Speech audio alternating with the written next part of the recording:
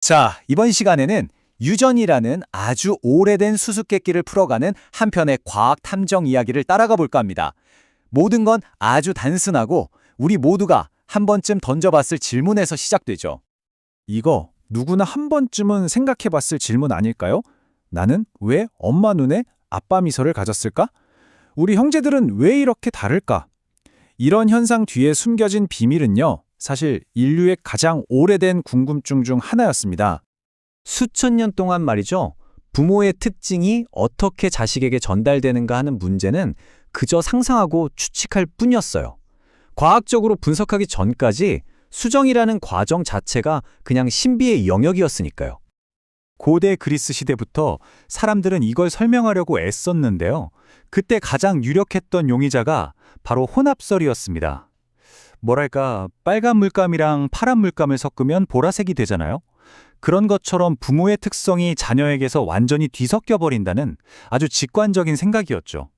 심지어 위대한 찰스 다윈조차 이 아이디어를 지지했을 정도니까요. 하지만 이 이론엔 아주 결정적인 허점이 있었습니다. 자, 그리고 마침내 이 미스터리를 풀 첫 번째 탐정이 등장합니다. 이름은 그레고어 멘델. 그는 처음으로 데이터에 기반한 측정 가능한 단서를 찾아냈는데요. 그런데 그의 이 혁명적인 연구가 처음에는 왜 철저히 무시당했는가? 이게 또 하나의 미스터리예요. 이 타임라인 좀 보세요. 정말 놀랍지 않나요? 1866년에 연구를 발표했는데 완전히 잊혀졌다가 그가 세상을 떠난 1884년 이후에는 아무도 그의 이름을 언급조차 안 했어요. 시대를 너무 앞서갔던 거죠. 무려 35년이라는 시간이 흐른 뒤에야 세상은 그의 위대함을 겨우 깨닫기 시작합니다. 멘델이 찾아낸 첫 번째 결정적인 단서는 바로 분리의 법칙입니다.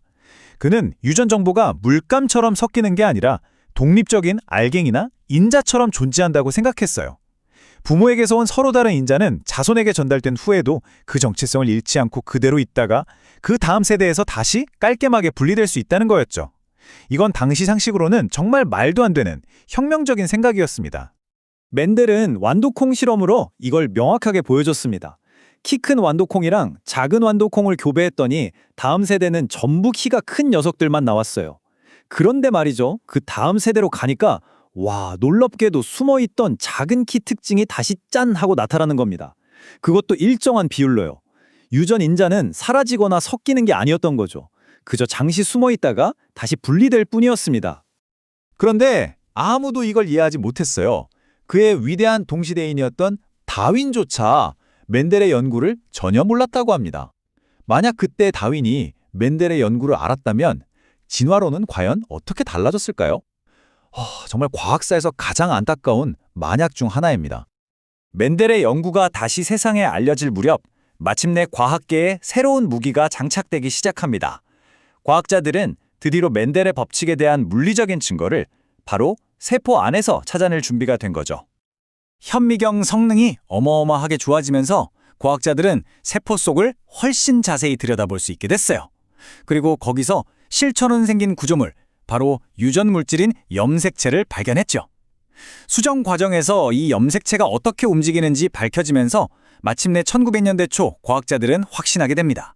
아하, 바로 저 염색체가 유전 정보를 실어 나르는 운반체구나 하고 말이죠. 바로 이거였던 겁니다. 멘델이 말했던 그 추상적인 유전 인자가 더 이상 눈에 보이지 않는 수학적 개념이 아니게 된 거죠. 드디어 세포 핵 안에 있는 염색체라는 물리적인 집을 찾은 겁니다. 자, 이제 무대 위로 다음 탐정이 올라옵니다. 바로 토머스 헌트 모건이죠. 그는 멘델이 단단하게 다져놓은 기초 위에서 아주 완벽한 실험 대상을 가지고 유전의 비밀을 완전히 파헤치기 시작해요. 모건이 진짜 천재적이었던 게 바로 이 초파리를 실험 대상으로 골랐다는 거예요. 왜냐고요? 얘네들은 번식력이 어마어마하고 세대가 엄청나게 짧아요. 12일이면 새로운 세대가 태어나니까요. 게다가 결정적으로 염색체 수가 단 4쌍으로 아주 적어서 유전 현상을 추적하기에 그야말로 안성맞춤이었습니다. 1년에 30세대를 연구할 수 있다니 이게 얼마나 대단한 속도냐면요. 덕분에 모건의 연구실은 식물이나 다른 동물을 쓰던 경쟁자들을 그냥 압도하면서 어마어마한 양의 데이터를 쌓을 수 있었던 거죠. 여기서 중요한 건 모건이 멘델이 틀렸다고 한 게 아니라는 거예요. 오히려 그걸 훨씬 더 정교하게 완성시킨 거죠. 그는 어떤 유전자들은 마치 한 팀처럼 꼭 붙어 다니는 연관 현상을 발견했고요.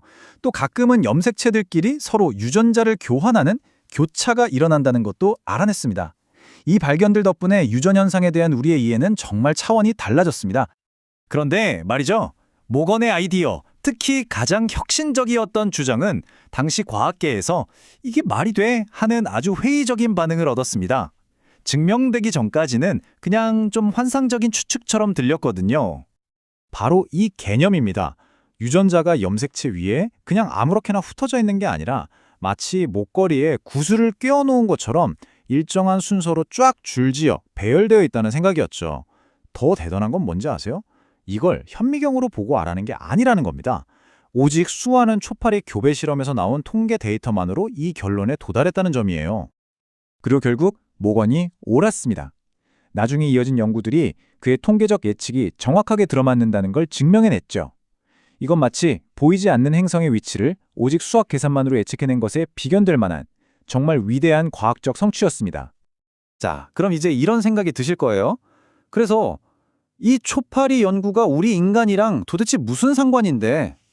이 연구는 모건에게 노벨 생리학상을 안겨줬습니다. 그 이유를 한번 파헤쳐보죠. 아니, 초파리를 연구했는데 왜 상은 의학상이냐고요? 좀 이상하게 들릴 수도 있죠. 하지만 그 파급력은 정말 어마어마했습니다. 모건이 밝혀낸 건 이거예요. 이 유전 법칙이 초파리한테만 적용되는 게 아니라 우리 인간을 포함한 모든 다세포 생물에게 똑같이 적용된다는 사실. 바로 이 발견이 현대 인간 유전학의 문을 활짝 열었고 우리가 수많은 유전병을 이해하고 치료법을 개발하는 데 결정적인 토대가 되었습니다. 결론적으로 멘델과 모건, 이 두 과학 탐정의 발견은 인간의 유전 질환을 이해하는 데 있어서 뭐랄까 그냥 근본 그 자체이고 가장 결정적인 열쇠가 된 겁니다. 이것이 바로 그들의 연구가 의학 분야에서 최고의 영예를 얻은 이유죠. 생각해보면 정말 신기하죠. 이 모든 위대한 여정이 정원의 완두콩 그리고 아주 흔한 초파리 한 마리에서 시작됐다는 게요. 최초의 유전자 지도는 바로 그 초파리의 것이었습니다. 멘델과 모건이 유전의 기본 원리를 밝혔다면 이제 우리는 인간 DNA 전체 지도를 손에 쥐고 있습니다. 이 지도는 과연 인류의 어떤 미스터리를 최종적으로 풀어주게 될까요? 이 질문을 여러분께 남기면서 오늘 설명을 마치겠습니다.